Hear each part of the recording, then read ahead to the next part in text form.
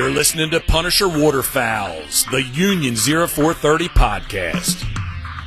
Brought to you by Real Geese Decoys, the most technologically advanced silhouette decoy on the market.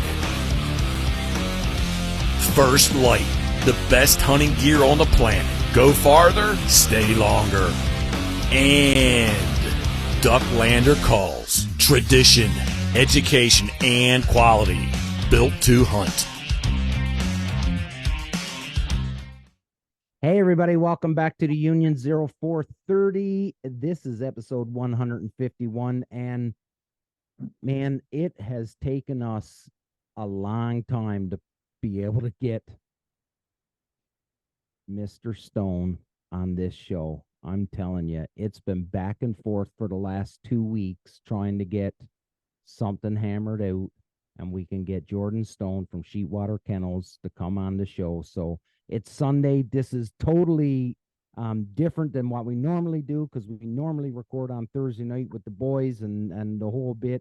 And Jordan's been so busy. The boys are all over the place. Philly's out in BC. Mark and Ryan are in like major excavation and doing stuff down in Nova Scotia. And Dave just had surgery again. So yeah. So Jordan, buddy, thanks. I know I've tested your patience over the last couple of days, last week on trying to get some time to get you in. So I appreciate it.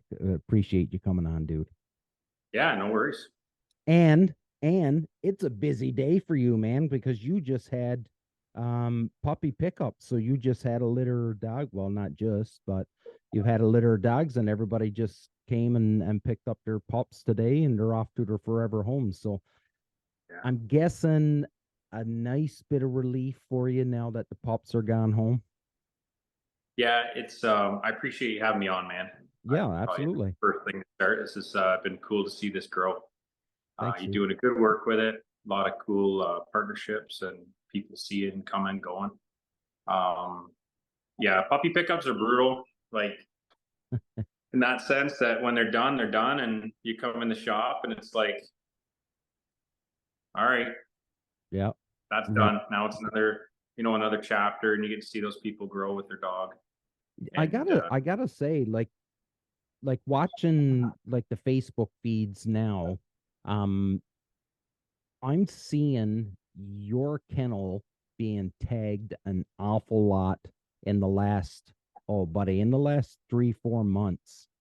You and your kennel is being tagged a lot. Like your dogs are doing very well in testing right now in both the hunter and in field trials, right? Yeah. And it's just finding the right homes, like even into dock diving homes. Yeah. So that's a whole new venue we got into, like not me personally, but we partner up with some people in Quebec, and we don't usually send many puppies to Quebec. Yeah. And this was kind of like a foot in the door. And it's been like cool to see all the venues, Hunt Test, the CKC stuff. Yeah. Yeah. HRC, CKC, even some LOC stuff in Ontario. Yep. And then now this dock diving is kind of like, it's pretty cool to watch. Yeah, I haven't I gotta admit, I haven't watched any of the dock diving. I know a couple people that have sort of kind of like not done it in a competition. They've just done it. It's been like an exhibition where, you know, if you want to get your dog to give it a try, and people have tried it and stuff like that, but I haven't seen any video of it yet. So I gotta see it. I've seen it like when it was done down in the States years ago when they used to do the big competitions, but I haven't seen anything in Canada yet. But it's funny that you bring up Quebec, and that Quebec is doing it. And I'll tell you this. I've run in now a couple times at some hunt tests. And boy, those fellas and ladies from Quebec take their dog training pretty serious, eh? Like, oh boy, that's on a different level, man. Yeah, I watched. So they do Malamute, yeah. And they stepped into labs, and like they take their mallies out, and they are sending it. Wow, yeah, dude. I've been. Look at that. Brown dog. He got out of it. The gunner kennel I have doesn't have a very good latch on it. Okay. It's been out west a couple times, and Yeah. he's in it right now. But he just Hey, pushes the door open. Are you? That's a question for you, and Stoner. You'll see. Like we'll be jumping all over the place on this show here. But now you Yep. brought up out west. You guys go to Saskatchewan. You don't hunt Manitoba, but like No. anything that you're tracking out west with these new rules in Manitoba and stuff, is any of that switching? Like, is that going to migrate over to Saskatchewan and affect the hunters in Saskatchewan? Have you heard anything? I think it probably will. Yeah. Like, I've hunted in only Saskatchewan and Alberta. Yep. Haven't been in Manitoba. Okay. The group I go with, they started in Manitoba, and then I met them in Saskatchewan. Yep. They're here, but like Marco and them. Yeah. But, Yeah. yeah, the new legislation is good and bad, I think. Mm-hmm. The Saskatchewan can get overrun with American guides. Yeah. And it's a commodity, if that's the right word, but it can get pretty nasty. And at the end of the day, it's just for fun. Yeah. That's what we go for. Yeah. And there's lots of options to go hunt out there. Yeah. You just drive another 20, 30 minutes and you'll find a bigger one. But I think yeah, no, go for it, buddy. Sorry. I think some of it's good. Some of it's obviously going to impact some people in a bad way, but yeah, it might be for the best. I'm not sure. Yeah. I'm neutral on it because it doesn't really affect me. Yeah, I don't want to say I'm neutral. I'm leaning. The problem is the fellas that come up from the south that come up to guide. That's my belief, right? The guys that are coming up that are freelancing or they know people up there and they come up and they hunt and they do their thing. They're up there for a week or two and then they go back like they're chasing that migration. Those guys aren't the problem, in my opinion, anyways. To me, it's the guys that are coming up there, and guiding, right? So, but I know Kansas just they just implemented this pretty much the same thing that's going on in Manitoba right now, and I think Kansas, like, it's bad, man. Like they really got to do it because Guys with pistols. well, and it's getting overrun, right? Like the deer, I think the deer is the big thing in Kansas. Like there's some monsters. There's some monster deer in Kansas, and I think that's what it is, right? Like all these out of state hunters that are coming in and listen, I get it, right? Like I understand people to say, well, it's not fair. You can't. It's land, it's game. You can't say who can and who can't. But at the end of the day, there's organizations within the government that we rely on them to make sure that they manage all these properties, or not properties, all these animals and species and all these things properly. So, it's tricky, man. I don't, to be able to, it's not a hill that I'd want to put my flag on and die on. That's for sure. Cause we've got a huge problem in Ontario. Oh, like I'm nothing against guides. If you've got that hat in your feather in your hat, good for you. But there's a lot of people. You go out there, there's a lot of birds, so there's more room for it. Here, it's getting pretty rough. It is. I always thought they should implement law here to be licensed. I think so. Like out there, like you get an RM, you get to hunt that. If you want to go somewhere else, you got to lease a spot off of that RM holder. Yeah. But Saskatchewan's so big. The guys that freelance, we hunt with Americans here and there. They're obviously like seeing the same birds, so we'll jump in with them. Yeah. But the guides are usually like don't tread on me. Yeah. Like these are mine, I own them. Right. That kind of thing. Yeah. But they do bring a lot of money into the province. Between some of those towns, when it's done like off season, they're dead. Yeah. Then you get a bunch of Americans come in, Canadians going to American guides that are leasing RMs. Yeah, it does help those communities. Absolutely. Gas, food, all that stuff. Yeah, accommodations, everything. Yeah, it's money coming into the economy. I'm on the same brainwave as you with regards to Ontario. I do believe that you should be licensed And not only should you be licensed, you should carry some form of insurance. And that's my big thing, because God forbid something happen. You know, like, buddy, I'm going to tell you, if you're operating as a guide and you don't have that paperwork, like, I'm going to tell you, insurance companies can be brutal when it comes to getting money for people that have been affected on things. And just something that's just something that I feel, you know, especially out on the lake. We've got, you know, Lake Erie here. It's like 15, 20 minutes away. Long Point's 30. Yeah. It's one of the dangerous lakes. And we've got, you know, people starting businesses and taking people out. And hey, the buffet's there. There's lots of food to eat. We've got a big push of redheads. Cans come. Lots of bluebills in the outer part. But you got guys going out on boats paying $250 a day and trusting that guide knows what he's doing, has the best machinery, paying the best money to go, and if something happens, and you're running on like that personal liability for your boat, say goodbye. Because they're going to come after you because you're running a commercial entity.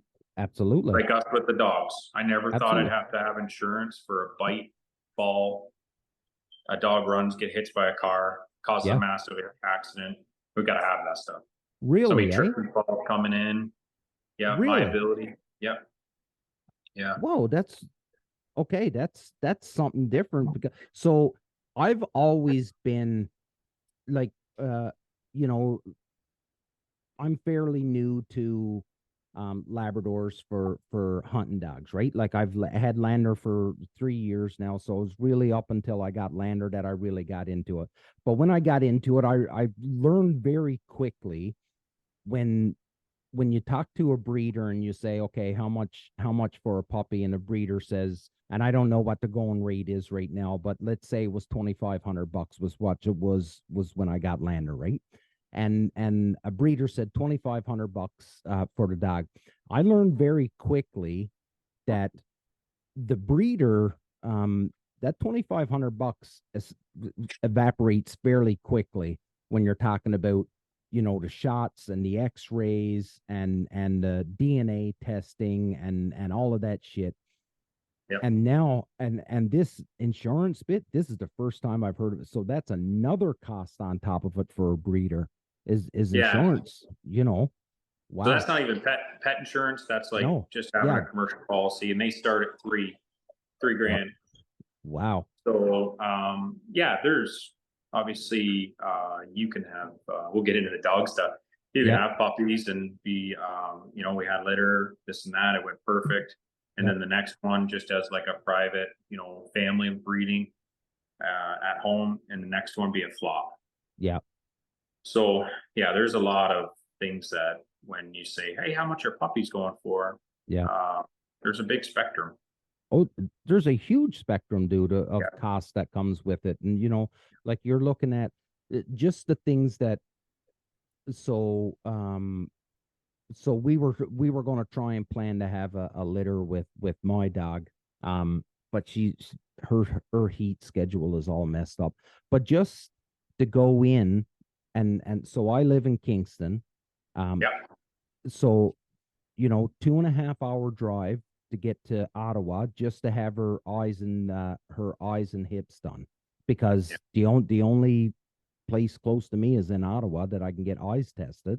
So that's a 2.5 hour drive down to Ottawa, and then to pay the doctor to get her eyes tested to make sure she's good, and then the hips. That's even before I'm even, you know, in good conscience. That's even before I can go find a stud for her. I've got to make sure that that's good. Do you know what I mean? Like the costs and when I hear people, the common, and I haven't heard it in a while, but I was hearing it a lot. Well, stupid COVID prices. It's not stupid COVID prices, buddy. Like, some people may be charging a ridiculous amount, but some of the dogs, the thing that, and jump in and correct me if I'm wrong here, Stoner, but like I was looking at some of the prices of what people were selling, like their private litter, just not a breeder, just a dude like me that was just going to have a litter of dogs. They were charging, like, with no guarantees, nothing. They were charging more than what a litter coming from, a field trial dog was. You know what I mean? Like, the prices were just, they were all out of whack. And I don't know what drove these prices, or what. I think if it was just one person that threw up, $5,000 for a lab, and then someone paid it, and then all of a sudden that was the going rate. I don't know what happened, but we had a massive supply and demand issue. yeah. I was talking to another guy about this. Plus, in the States, they put out stimulus for money. Yep. And much like Canada, we Yep. had the stimulus come in. Yep. Yep. So when I'm like, I'll look all the time for started season finished dogs, Yep. and they range, anywhere from 3K US, Yep. or like 3,000 US up to 10, 12 grand US for finished. Yep. And now for chocolate, they're a lot more. But you wouldn't know that. Okay. Yeah. So anyways, that's the game. And we can get into that chocolate taboo. But when we had that here in Ontario, people that were breeding dogs and didn't have breeding contracts on them. Yeah. So we put breeding contracts on all our dogs, but it's to a point of, you got to prove what you're going to do. Titles, genetics. It also comes back on us and proves it too. Yeah. And more of what you're going to do. We've always done that. And then when we got into COVID, there was a lot of breedings that were, we don't know who mom, or we know who mom is, we don't know who dad is. Yeah. And they're just like, honey, we're home. Bobo down the road's got a nice black lab. Let's breed him. We'll make some money. Yeah. And then the more people called, the more people were at home and wanted dogs. It just drove it through the moon. Yeah. And like our siding guy that's doing our house right now, he's like, oh yeah, you do dogs. You're a dog guy. He's Lower German. Yeah. And he goes, my daughter had 2 litters, and she made, I think she was talking like around $4,500 a pop. Wow. Talking like $85 clean, or 85,000 clear after these 2 litters were gone. And they were like part lab, part shepherd, and there was something else in there. Yeah. And the dog got bred from the barn down the road. And he's like, the next time we sent her down again. So that was a big problem. Now, you can still get online, and there's people with dogs, and they shouldn't be breeding. Yeah. You got to really think about it. Like, are you doing those things we talked about before? Is, hip size, elbows, panel testing your dog's like ability. Is there a reputation of working lines in there? Is there pedigree? Those kind of things. And Lander, like, I know her pedigree. It's loaded. If you can pair that with a good male that's balanced, those puppies will do really well. Yeah. Now I got to throw this out there, because I know there's people that's listening right now, and they're fucking seething listening to us, because they're like, well, my dog is a great dog, and it doesn't have papers, and it didn't come from a breeder. And absolutely, those dogs exist. They're good.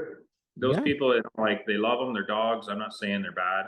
Absolutely. Just at the level that you bought Lander, or the level that we're selling, I've got to do these things. Yeah. Or there's no like foundation to me keeping a puppy, and then keeping a puppy from it, and carrying on those lines. Yeah, absolutely. And that's we're not here to say the only dog that you can buy that'll get you, that'll be your hunting buddy is got to come from a breeder. That's not what we're saying. In my mind, when I bought my dog, I bought her from somebody that I knew, and I knew the mom, I knew of the dad, but it was those guarantees was the reason why I went. It had nothing to do with Jimbo down the road's dog was going to be horrible. You know what I mean? It's just it gave me a little bit more peace of mind knowing where I bought her from, right? So Yeah. It's funny. I used to hunt with a guy down the bay, and he might listen to this. Yeah. He had a dog. I think it come from like a dairy farm. Yeah. And she was sweet. She'd pick up ducks all day. Yeah. She had nothing behind her. But you know what? It was everything he asked for. Yeah. And more. Yeah. And she was a great dog. Yeah, absolutely. And I don't want anybody to be listening to this going, oh, listen to those guys talking about these big fancy dogs. Yeah. Field trial hunt test dogs. Yeah. No, not at all. I'll be the first one to tell you, like, they're all Labrador. I've seen some great dogs, man, in my time that hasn't been, a crazy pedigree. But I will say this, the people that own those dogs, it may not, the dog may not have had a pedigree, but the person still applied an established training plan to them, right? You know what I mean? Yeah. They still put the work in. Your home too. Yeah, you gotta work. It's not like a pedigree dog is gonna. They might do it better, or faster, or pick it up.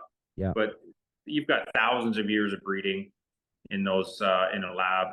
Like I said to somebody today, I'm like, I'm about ready to guarantee that they will pick up a duck. Like, I threw a ball across we have this big puppy octagon outside that the kids go in and come out crying. But I threw a ball across and they all went and tried to pick it up and bring it back. Yeah, because it's in them, right? Yeah. Jordan, so for anybody that's listening, and I know the people that are listening, well, I shouldn't say I know, but I would assume duck hunters, you've been around dogs. So if anybody is listening and they're at that point now where they're like, you know what, the next stage now for me is to get into a dog. From your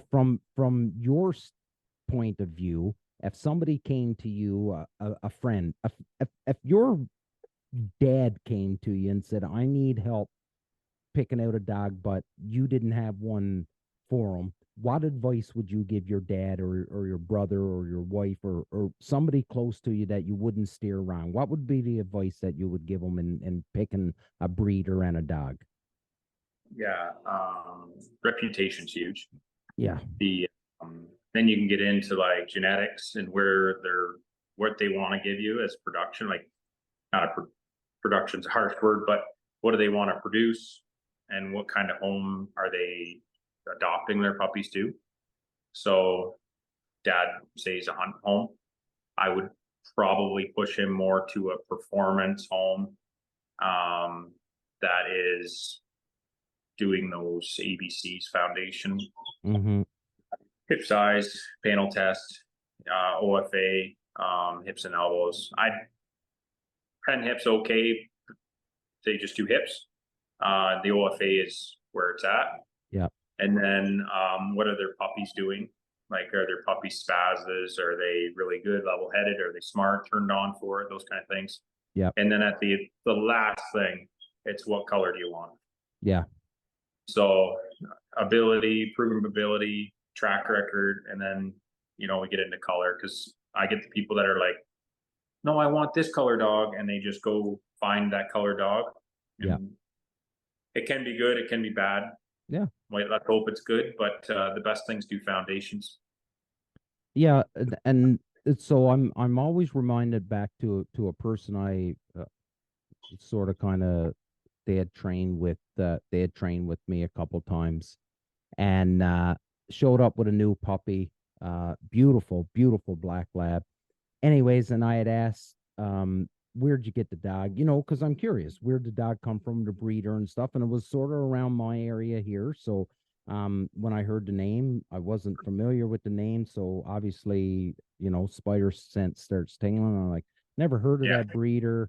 What kind of guarantees did the breeder give you? Because the guarantees that I was talking about is, well, eyes are good, hips are good, the pedigree is good, guaranteed the first year, that it's going to be healthy, all those things, right? And the answer I got was, oh, I'm guaranteed it's a lab.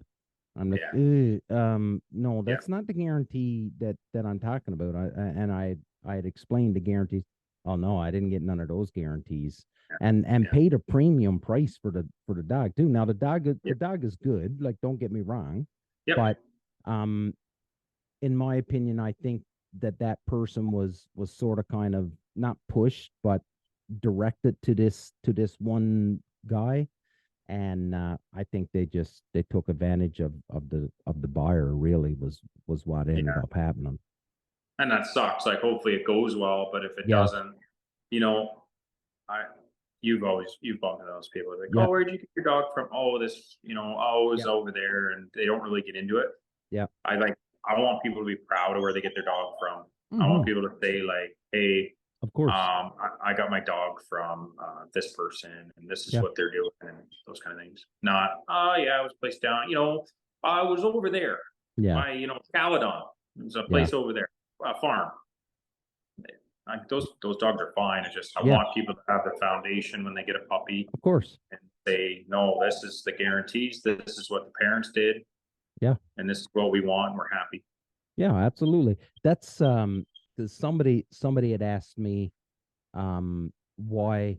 So I'm working on, and it's my fault because I just don't do it enough, or I don't travel enough to do it. I'm working on Lander's getting her senior hunter title, right? And people are like, why do you care? Why do you care? Like, you know, she can hunt. And I'm like, well, the only reason why I'm doing it is so that I can have the letters after her name if I do breeder, because there are people that look for it because and it all it tells a prospective dog buyer is that, okay, the dog is trainable. That's all that those letters tells. It doesn't mean my dog is a super dog or nothing. It just tells the prospective buyer that, okay, this dog is trainable. It's reached a senior hunter or a master hunter or grandmaster, whatever it is. But it tells the buyer that the dog is trainable, and that's the only reason why I'm doing it. Lander will hunt all day long. That's the fun part too. Yeah. The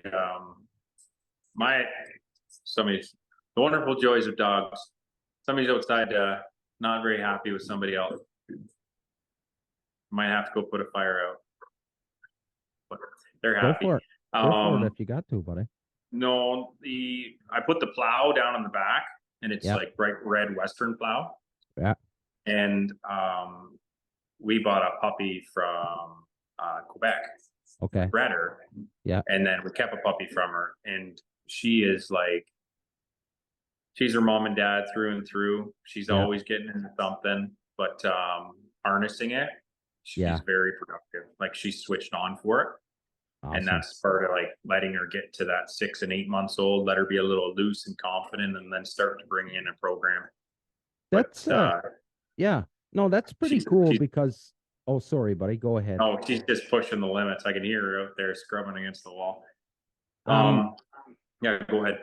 Yeah, no, that was something, because I remember when I first had mine as a puppy, right? And I had the paint rollers as something something for him to fetch, right? And I can remember calling my buddy Bill and saying, well, she's not picking it up. And I can remember Bill saying to me, he was like, dude, like, you gotta manage your expectations here. Like, she's 2 months old. She's 2.5 months old. Like, she's not you haven't, like, just take some time, right?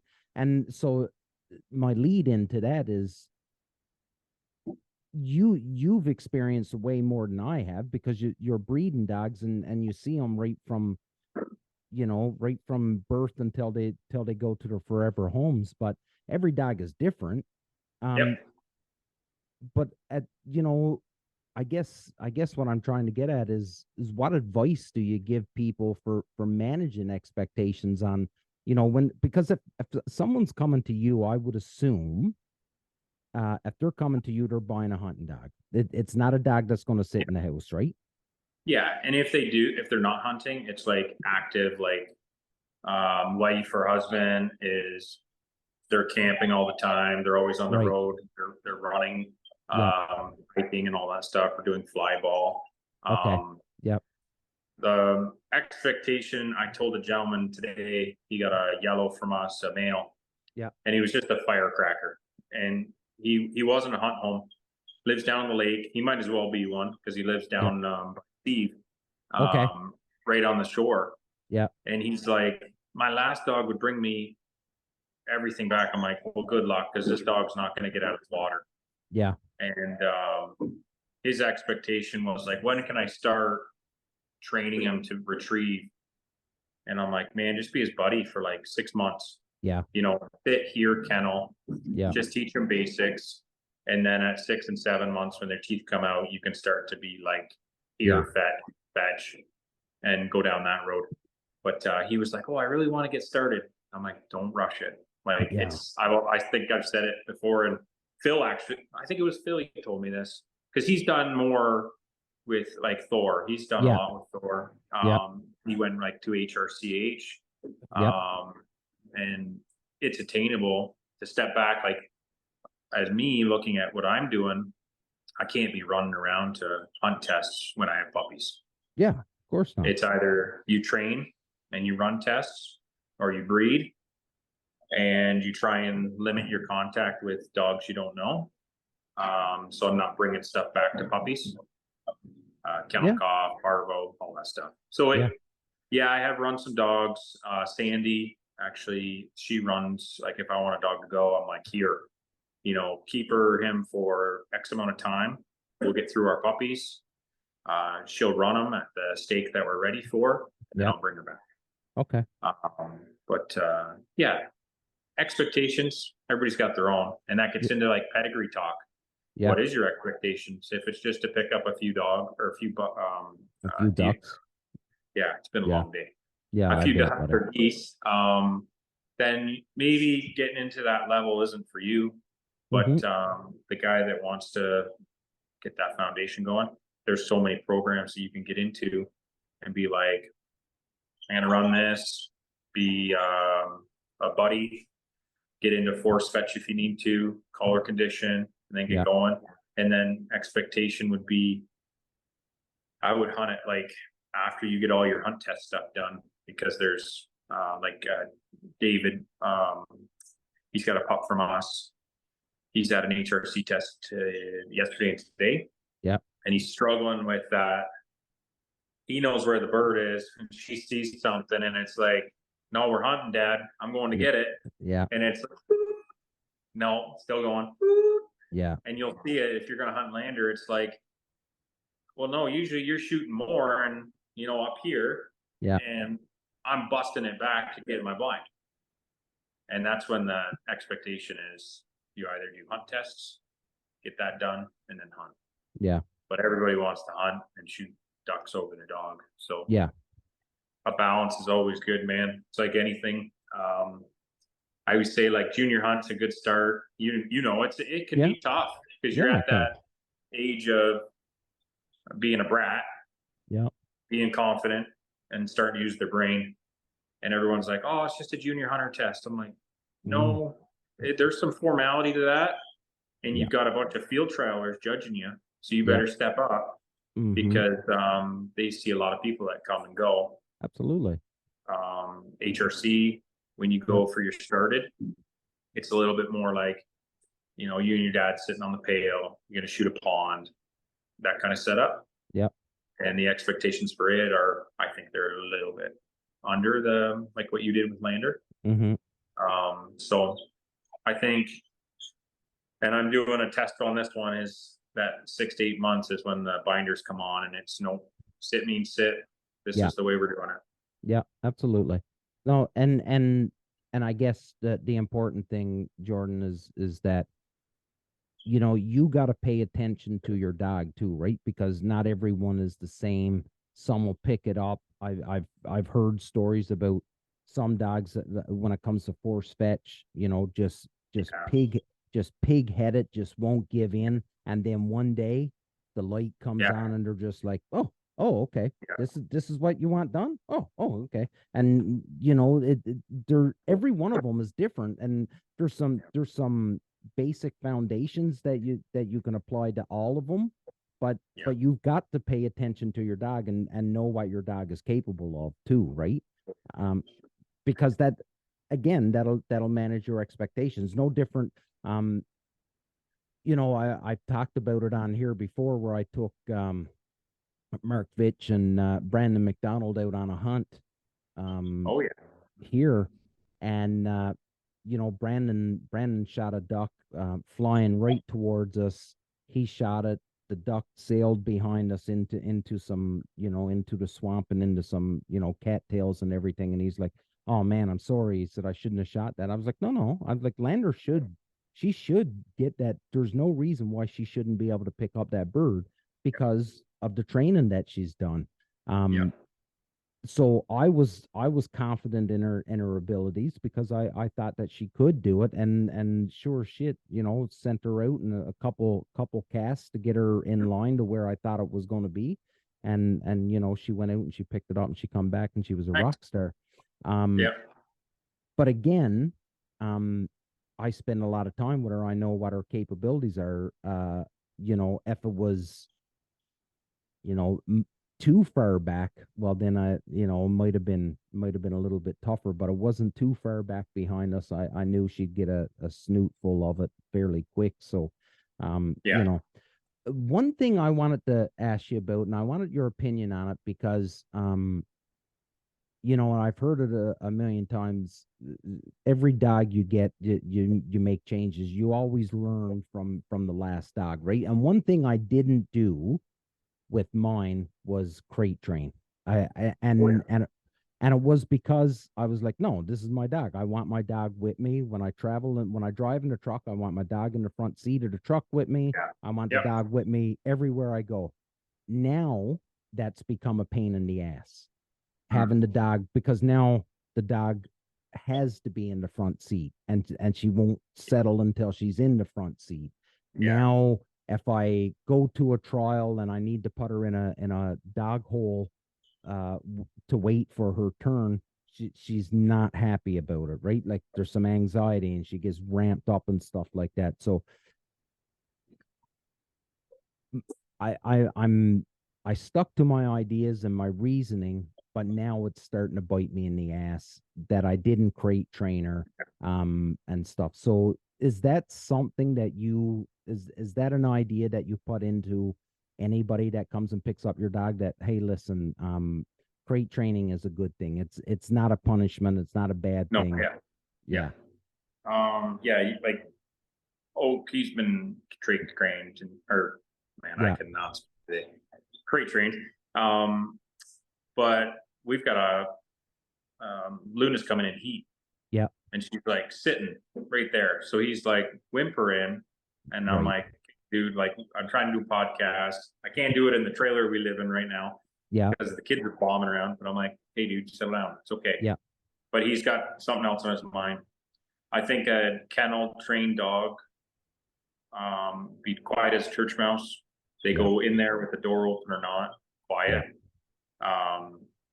But if it's not done right, I've got a buddy and he had a dog from a field trialer. Yeah. And she would do like cyclones in the kennel. Like the kennel was like, Oh, really? Yeah. and she was not socialized in it properly. So crate training, we've got this like sheet and it says like puppy do's. Yeah. And it goes through like food, everything, poop, what should be expected on the way home and all this stuff.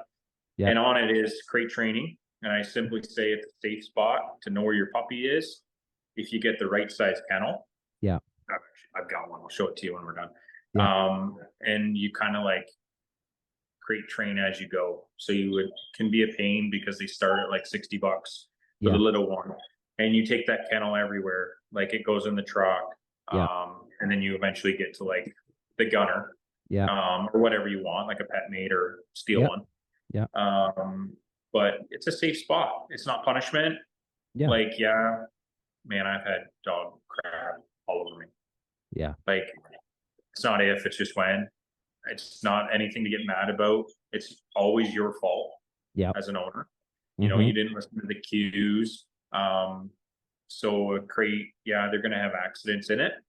Yeah. But once you get past that, up to 6 and 8 months, and you can go from like 10 o'clock or 11 o'clock at night until 6 in the morning, it can be rewarding. And then through the day, they're, you know, aired. Like our dogs are aired 6 times a day. They're ran once or twice a day with bumpers. Yeah. Like it's a lot. So for them to be in a 5x5 kennel for a little bit of cool down time, they're sleeping or they're just walking around, and they might put a kilometer on in there. I don't even know. Yeah. But it's just like walking, scrubbing, then they go outside, do the runs, hang out in the run. But as a homeowner, the kennel is a big investment. Like I've got the phone sitting on one right now. Yeah. No, but it's and safe. It's safe, and there's this ideology as well that it's the dog looks for it, right? So its natural instinct is to be in the kennel, right? We change it by letting them not be in the kennel, but and then you can get into kennel and place. Yeah, like place is up and on, kennel is in. Yeah. Does Lander go in a kennel now, or does she hate it? No, she'll go in there. It's just she just gets ramped up. Like she'll go in. She doesn't lose her mind or anything like that. But as soon as you go to the door to open it, like you can hear it, like she's just pounding to get out, right? Like there's nothing graceful about her coming out of a kennel at all. It is just balls out, right? So that's my biggest. I don't have many regrets with her, but that's my biggest, is that I didn't do that kennel training with her and have her used to it. Because, you know, like I'll go hunting and I got buddies in the truck with me. It's a pain because she wants to be up on the front seat, and nobody wants a dog sitting on her. I could care less. I'll have a dog sit on my lap, but not a lot of people will, right? Or there's some people that just, they don't want a dog sitting on their lap as at 5 o'clock in the morning. So I wish I would have done those things and had her used to being in the kennel, and just, you know, when it's time to go in the truck, hop in your kennel and go. I know Phil does it with his dogs. They go in the kennel all the time, and you know, they're good, and we've hunted and been about places, and you know, and the dogs are out and running around. But then when Phil says kennel, you know, dog goes in the kennel, and that's where it'll stay until he tells them it's time to come out, right? So it's one of those things that I wish I would have done. It can be redone. Yeah. Might take some time for her to get over the fact that, and that I've never, like, well, I shouldn't say we never. Our first dog we let come in the bed a few times, and she become a very dominant, like big B. So it's like a hierarchy or matriarch between guys and girls. Yeah.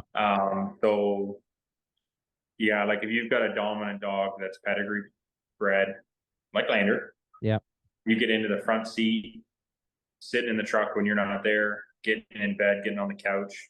Yeah. You start to come down here. Yeah. And it's like, no, this is what I want. And you open the door and they're jumping in. Yeah, absolutely. And the kennel, you open the kennel and boom, those kind of things. It can be, and it's whatever you want. Yeah. We usually get all our dogs to sit on their beds, and it's a bit of a circus at first, but now it's like your food goes down, you know, Oak, you know, Luna. Yeah. And they get their food, and it just, even at the door, sometimes I catch myself and they're piling out. Yeah. I'm like, come on, get back in here, sit. Yeah. And with everybody gets a treat, a kibble, and then we go. But the kennel size, as like a suggestion, if you're getting a puppy, like anybody, smaller is usually better at first. Okay. So we've got to send a yellow pup out to like near St. John's. Okay. Next week. Yeah. And this is what he'll go in. Okay. So like it's like maybe the length of from my bicep to my hand. They're like the smallest kennels you can get. And then you'll go from this to the intermediate. So just to the point that it's like, oh, get a little tight in there. When you send your dogs, like there's nothing in there. So, and the only reason, my wife thinks our dogs are people, right? Be careful. No. This is conversations I have, because she thinks they're people, right? Like she really do, and she doesn't understand that. Listen, they're a dog, and they're used to, sleeping where they sleep. So the idea of the blanket, and having the blanket in the kennel with them, because I remember Steve Segulik telling me he had his first puppy. Well, it died in the kennel because he had a blanket in with it, and the dog was in chewing on the blanket and chewing on the blanket, and ended up choking itself, right? No way. Yeah. And you asked Steve, like, that dog was an impressive dog even as a puppy. He'll tell you, like, the dog was brilliant. That sucked. And when I got Lander, that was the first thing he told me. He was like, do not put a blanket, don't put anything in with it. Just that's its kennel. That's where it goes to sleep. It's not in there to play and chew and any of that stuff, right? Yeah, that's 100%. Even puppy people, they're like, oh, I want to rub a blanket on mom. Yeah. It is a bit of a feel good, and I don't care. Like, if that makes them feel better, 100%, do it. Yeah, there's probably something there that puppy's going to smell.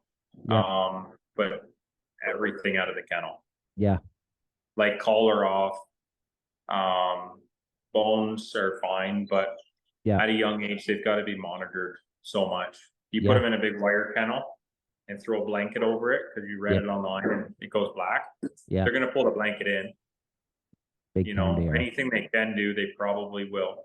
Yeah. So it was, anything.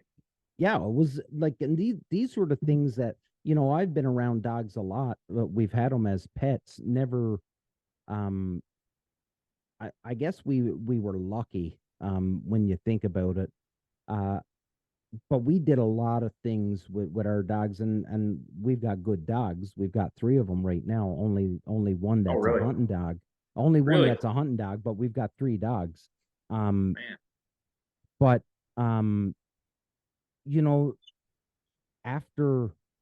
after we had Lander, that's when all of these things started coming up, and was like, well, don't do this and don't do that, and you should train this and you should do this, and it was really eye-opening to us, and somewhat intimidating, because we were like, well, shit, we never ever did any of these things with any of our other dogs, and they turned out, they were good. We've had great dogs, but I think we got extremely lucky with a lot of the dogs that we had. But now, and not that I'm looking to replace her yet, but I'm already, I know there's things that I got to do different when the next one comes. Yeah. I was just, a guy told me, like, your first hunting dog is the dog that you mess up, you fix. Yeah. And is the best. Yeah. No matter what happens. Mm-hmm. So for somebody to go in and get, like, the thoroughbred of dogs, and it's their first puppy, they're going to have their hands full. Yeah. It's always like, if you're going to be a puppy home, it's nice to kind of, like, gradually grow, learn. Yeah. You have to learn as a handler or an owner first. Oh, I've said it a million times that we train, and Bill Kennedy spends more time training me than he does the dog, because if he lines her up with him, she reacts totally different to him than she do to me. Yeah. You know what I mean? And it's just, and it's all in handling, and she's got a lot of experience with them too, because she'll go with them here and there. But yeah, man, like, just the handling alone, that's something to try and understand how the dog thinks. I guess is the biggest thing, right? Because you're trying to handle them and trying to understand, well, this is what the dog wants. So, what was one of the things I said? Oh, I seen a guy getting his dog, and I done this, and I know this will backfire on you because I done it, and then I seen a guy do it the other day, and I told him how it's going to backfire on him, and that is sending your dog out to pick up your decoys. Buddy, I tried it. I tried to get Lander to do it one time. Yeah. And I was trying to get her. I was like, oh, I'm not walking out there. I'll just get Lander to pull the decoys in. What were you yelling? Fetch? Yeah. Yeah. Get absolutely. Him. Yeah. Fetch him, girl. Yeah. Fetch him up. Fetch him up was what I was saying. And you know what? You're never going to get that senior title now. And she did it. She went out. Really? And she picked up and she picked up decoys. And then you know what happened? Me, my son, and Mark Vitch went out hunting. This was a couple years ago, and we were dropping birds. And guess what she done? She picked up decoys and brought back to the boat instead of the birds. Backfired on me big time. You're going to be lining up that blind at, at a hunt test, and you're going to be like, dead bird, good. Yeah. Back. Yeah. Yeah. Going to go. Exactly. Pick up the decoy and bring it back. Yeah, and it did. It backfired on me big time. And here I am in the boat, losing my cool, because my dog's not listening to me. And then I tell Bill Kennedy, the guy that I train with, and I tell him what I do, and he was like, "You idiot." He was like, "That." He was like, "When she done that for you, when she brought in the decoys, you're probably a good girl, and you were petting her and making all kinds of making her feel good. That's what she's gonna do. She sees decoys, she's gonna go get decoys." So I was like, okay, yep. Another mistake that I made with her. I just on land now. The odd time we hunt like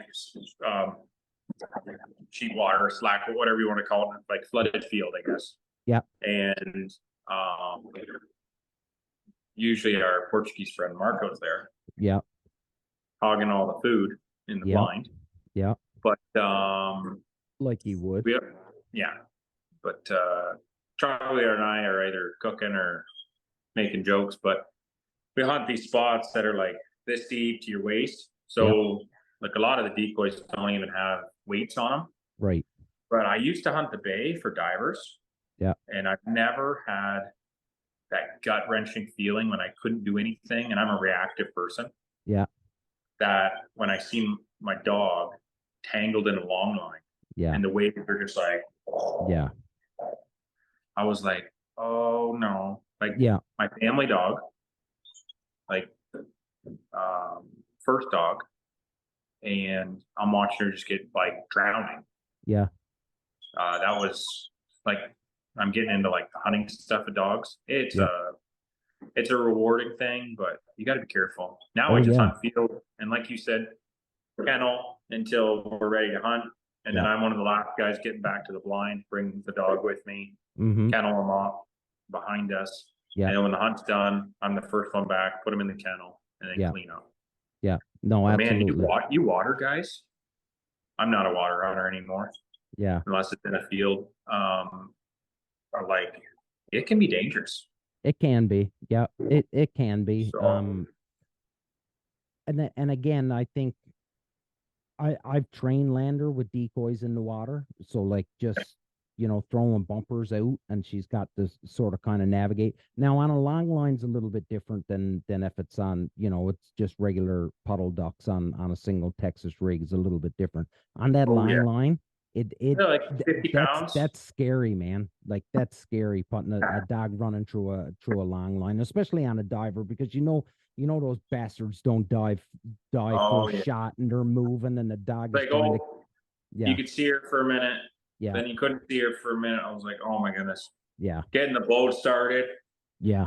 No, that's scary, man. It really is. It really is scary. But when it comes to that's an entirely different episode that we could talk about some other time to come on, and that's talking about safety with your dog. Story? Yeah. Well, yeah, because man, I've seen some stuff. Like I've got to now in the boat. Lander's great in the boat. Nice. But if I'm hunting a field, I gotta tie her on. Okay. She'll book soon as the first shot is fired. and we're hunting geese, she'll motor, right? So so I've got the, like, I either don't hunt, or the last time, one of the last hunts we done last year, I had Trevor Davidson with me, and Oh, nice. so Trevor and I just took turns holding on to her. So Trev to shoot a bird, I'd hold Lander, and then just back and forth that way, because if not, she would just take off, and that's just a safety thing that nobody needs, because you got to live with that in the rest of your life, right? And that's just something Man, horrible. we got to do a couple hunting stories. Yeah. We were on a spot down in Caledonia, and it was like big hill. We called it Mount Crushmore, or I think Mount Crushmore 2.0. Mm-hmm. It was a hill like this that went down, and we were sitting like up on it. Yeah. And the geese were working up the hill, and like a foot of snow. Okay. And when I sent the dog, she was good, but in her kennel behind us, and I sent her.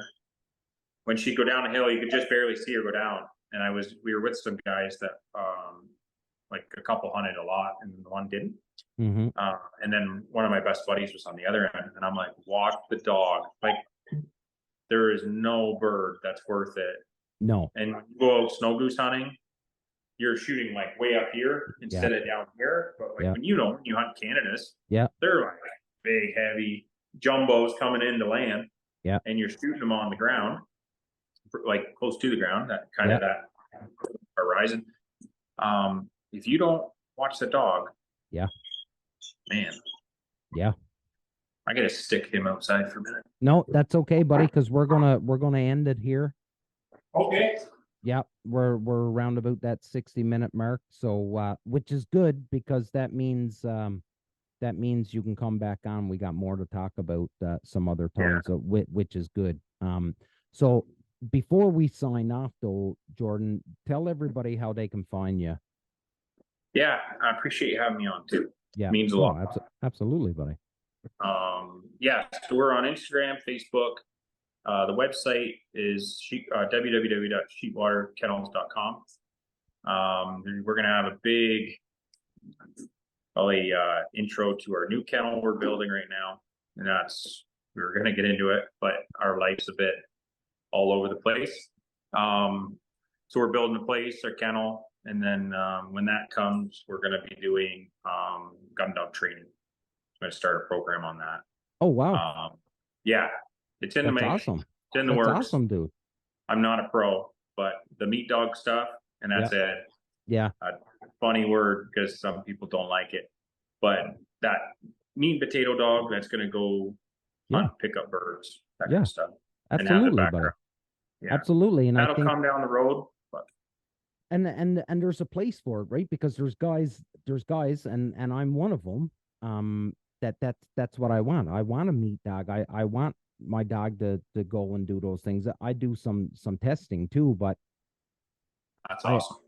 But I don't just do testing. I hunt my dog, right? So no, that's awesome, buddy. So listen, everybody, Sheetwater Kennels, they're down on Lake Erie, down close to Long Point. Norfolk County. Check them out online, like you said, Facebook, Instagram.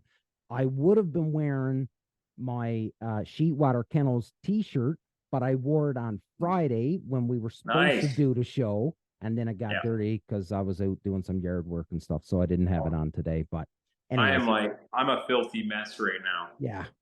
Well, yeah, you're a lot busier than what I am. You're building a new home. Just got rid of a litter of puppies. You're allowed to be filthy, buddy. One last thing. Thor, so Billy's dog. Yeah. We kept a pup from him. She just had pups 2 weeks ago. Okay. So that's so you got another litter on the ground right now. No rest for the wicked. Oh, buddy.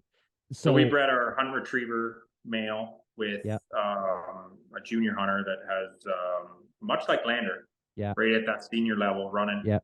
She runs good blinds, and she's a hunt dog. Yeah. But chocolate pups. So we'll be busy for the next 7 weeks. Buddy, that is insane, because I'm going to tell you, one of the biggest points of apprehension at our house is bringing in a litter of dogs, and just it's like babies. Like you can't just let them be.